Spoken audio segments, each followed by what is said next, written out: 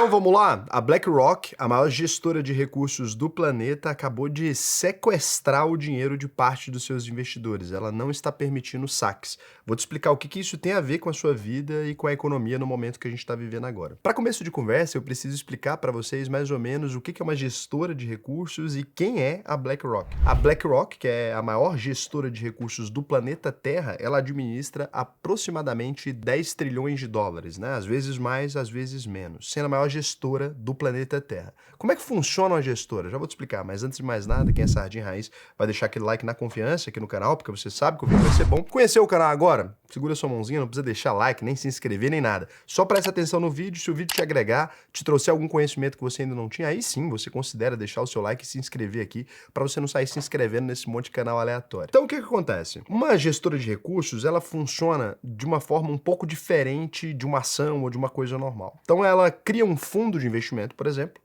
e aí nesse fundo eu vou chamar de Raulzinho Participações. Eu vou ali comprar um pouco de ações da Petrobras, eu vou comprar um pouco de tesouro, alguns ativos ali, e eu vou vender cotas do meu fundo. Então, em vez de vender cotas dessa empresa, eu vendo cotas do meu fundo. Por que os investidores investiriam no meu fundo? Porque eu já estou fazendo a gestão, você conta com especialistas ali, trabalhando para você, fazer a gestão desse fundo, ele vai escolher qual é o melhor momento de comprar determinadas ações, né? Qual é o melhor momento de sair dessas ações. Então, você tem uma gestão ali. Ela não administra, então, os recursos próprios. Só que óbvio, né? Quando você acumula 10 trilhões dentro desses fundos da BlackRock, você precisa se lembrar que ela senta na mesa de decisão das principais empresas do planeta. Isso porque quando você tem ali a Apple, a BlackRock tem investimentos naquela empresa. E os gestores de fundo, eles são representantes dos interesses dos acionistas. Então eles vão lá falar, olha, eu acho que a empresa deveria seguir por esse rumo. Por isso, muita gente diz que a BlackRock é uma das empresas mais poderosas do planeta. Porque quem, né, senta no conselho, por exemplo, das 100 maiores empresas do mundo? Quase ninguém. A BlackRock senta. Então ela vai lá e decide sobre a Coca-Cola e sobre a Apple ao mesmo tempo. Ela decide sobre a Coca-Cola ou a PepsiCo ou a Nestlé e a Monsanto, por exemplo, porque ela saiu pegando o dinheiro dos investidores e comprando cotas de todas as empresas do planeta Terra, praticamente, né? Então esses fundos ali, eles têm diversos investimentos. A gente pode dizer aqui que a BlackRock não é uma gestora somente de fundos ativos, é importante lembrar disso. A BlackRock também criou vários ETFs, que são os Exchange Traded Funds, ou fundos que são negociados em bolsa de valores. Eu já falei aqui no canal, né, algumas vezes a respeito desses fundos, mas é importante diferenciar, porque nesse caso a figura do gestor, ele entra ali muito mais só para executar uma estratégia pré-definida.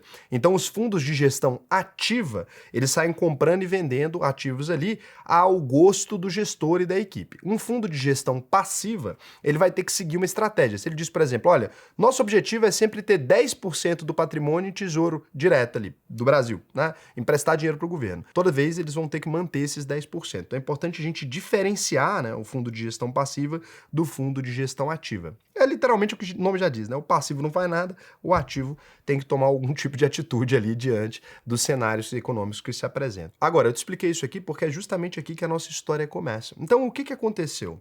Alguns investidores, né, lá dos Estados Unidos, eles começaram a pedir de volta dinheiro de um fundo de crédito privado nos Estados Unidos. Um fundo de crédito privado, ele age mais ou menos igual a um banco. Ele pega dinheiro com alguns investidores e empresta para algumas empresas. Então imagina, né, eu, Raulzinho aqui, você vai botar dinheiro na minha mão e eu vou emprestar dinheiro, por exemplo, para o Grupo Carrefour.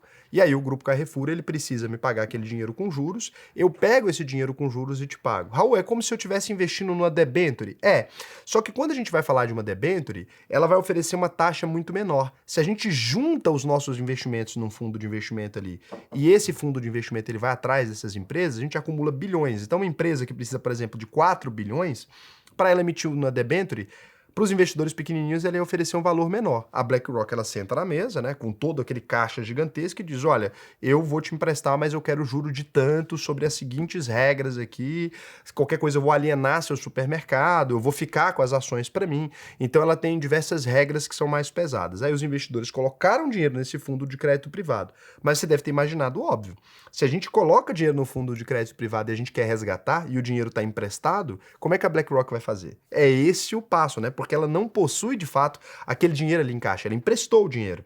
Um caso que chamou a atenção, então, foi desse fundo da BlackRock, que tem 26 bilhões de dólares. Do nada, as empresas lá dentro começaram a ter alguns tipos de problema, né? Operações privadas fora da Bolsa de Valores, e aí o fundo permite um saque de até 5% do patrimônio do fundo por trimestre. As pessoas começaram a pedir o resgate ali e o fundo, ele não tem dinheiro para dar.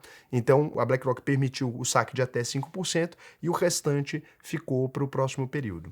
Teve algum tipo de quebra? Não. Teve algum tipo de colapso? Não, não teve nada disso. Só que quando uma gestora do tamanho da BlackRock ela alega não ter fundos para devolver aquele dinheiro ali, por conta das regras, por conta da característica desse fundo específico, as pessoas começaram a ficar assustadas. E aí a gente teve um impacto muito grande no mercado americano. Depois da crise de 2008, eu não sei se você se lembra dessa crise, mas se você não se lembra, assiste o filme A Grande Aposta, né? Se você é jovem, você vai entender o que aconteceu lá nos Estados Unidos, uma crise que se alastrou para o mercado mundial, né? Começou com uma crise de hipotecas dos Estados Unidos, ou seja, financiamento de moradia, né? O tal do mortgage lá no mercado americano, e se espalhou para o mundo. Naquela época, os bancos eles estavam se alavancando, eles ficaram mais regulados, então eles começaram a tomar mais cuidado na hora de emprestar dinheiro.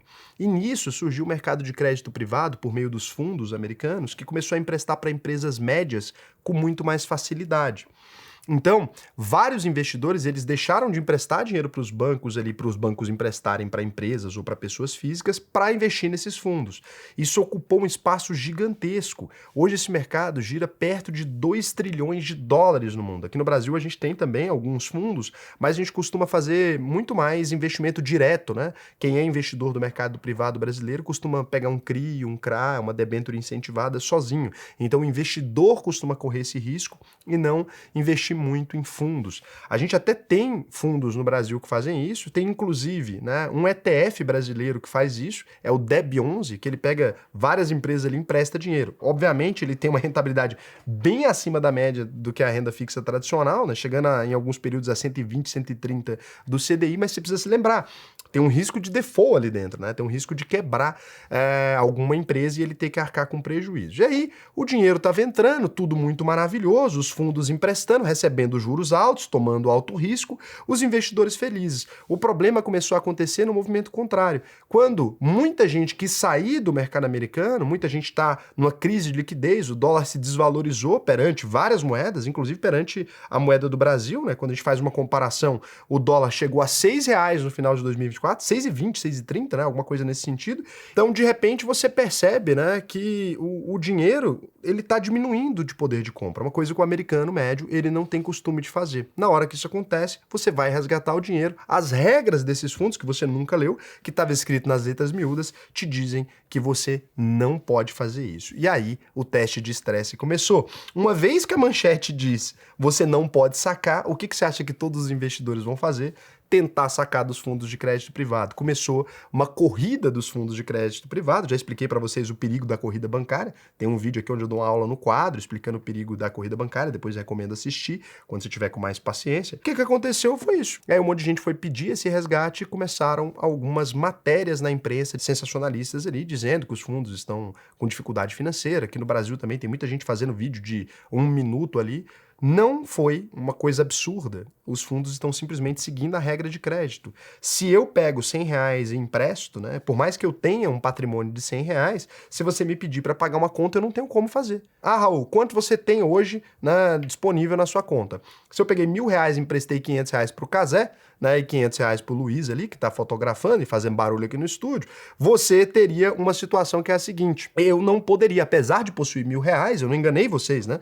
Estou investindo, estou recebendo dinheiro a juros. Eu posso pagar um cupom de juros, mas eu não posso resgatar todos vocês ao mesmo tempo. Eu tenho que estopar minhas operações ali com eles, né? Então é isso, nenhuma empresa vai ficar sentada em cima de recurso sem fazer absolutamente nada. É importante aproveitar esse exercício para a gente entender o que é liquidez e o que é patrimônio. Por mais que você tenha, por exemplo, R$ 200.000 investido em uma ação, você não tem 200 mil em liquidez, porque não dá para você resgatar esse dinheiro a hora que você quiser se a empresa não oferecer aquilo. Se não tiver um investidor na mão contrária querendo comprar, você não tem como vender. Então essa ideia de acreditar que você pode tirar o dinheiro a hora que você quiser, ela é mais ou menos verdadeira. Em ambientes normais, sim, mas num ambiente onde não tem uma mão compradora, nas ações de Banco do Brasil ou Petrobras, por exemplo, imagina que foi anunciada uma crise, né? O Brasil agora está numa crise financeira.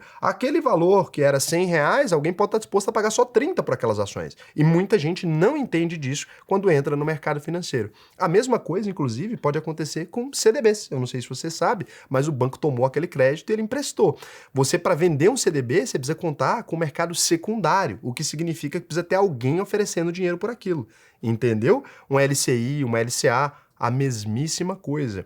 A única coisa que vai ter liquidez, né, para você poder fazer uma devolução a hora que você quiser no Brasil, vai ser o Tesouro, né, que você vai conseguir fazer essa devolução o mais rápido possível. Os demais ativos, eles todos dependem de determinado grau de liquidez. Então, o Tesouro, ele tem uma variação porque ele vai sofrer a marcação a mercado, então você vai conseguir oferecer ele no mercado, o Tesouro IPCA é prefixado, tomando um ferro gigantesco. Se a taxa de juros estiver deslocado ali, você pode ou ganhar dinheiro ou perder dinheiro. Então, eu achei isso muito bacana. O que significa aqui tudo isso para os investidores? A principal lição aqui, né, é a mais antiga do mercado financeiro. Você perguntar para o seu bisavô, se ele fosse investidor, ele saberia disso, apesar de que nenhum bisavô no Brasil era.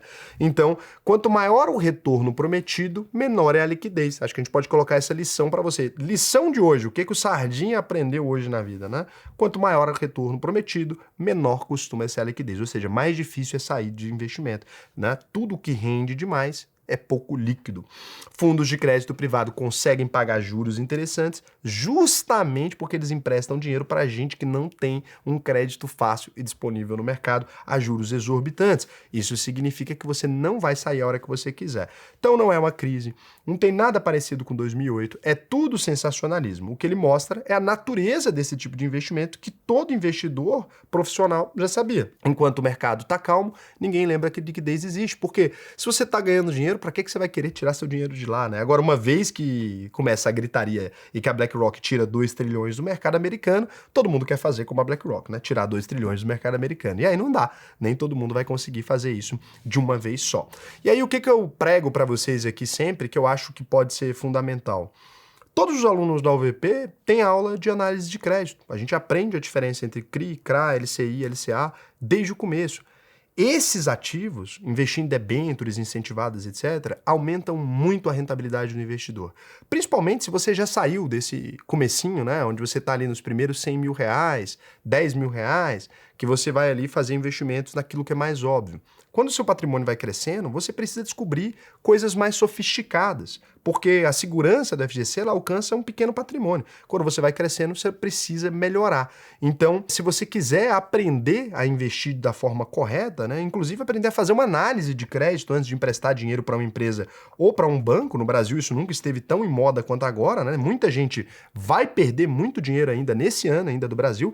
Eu acredito que as regras do FGC vão mudar. Você que está aí com dinheiro em CDB de banquinho, toma cuidado. É importante você entender os riscos que você está correndo. Se você quiser aprender a fazer essa análise de crédito e investir sem susto, eu te recomendo entrar na nossa escola de investimentos. Você pode abrir aí alvp.com.br, clica no botão Faça a sua análise de perfil aqui.